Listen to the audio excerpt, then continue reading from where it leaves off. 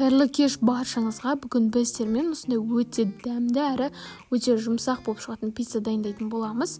Ол үшін ең алдымен ұнымызға шекерімізді және де шым-шым тұз, дрож, яғни ашытқы қосып, барлығын жақсылап тұрып араластырып, осылай ашытамыз. Мен мына жерде соусын дайындап жатырмын.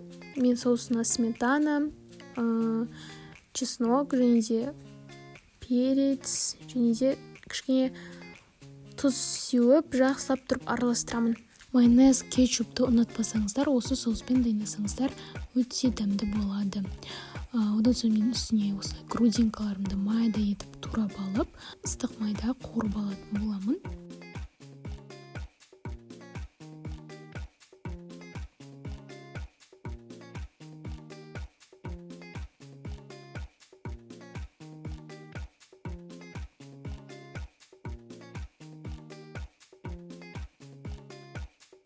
Ашыған қамырымызды осылай жайып шығатын боламыз.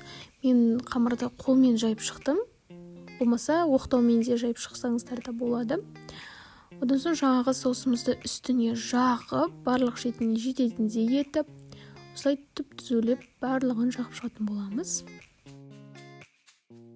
Үстіне осылай қуырылған тауықтарымызды жайып шығатын боламыз.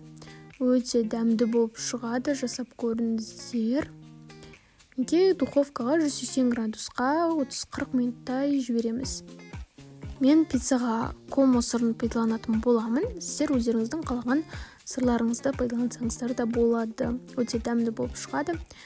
Пиццамыз дайын болды. Үстіне осылай айсберг капустасымен әсемдеп шықтым. Үстіне негізі помидор да қоссаңыздар болады. Өздеріңіздің қалауларыңызша. Пиццамыз өте жұмсақ, өте дәмді болып шықты. Астарыңыз дәмді болсын.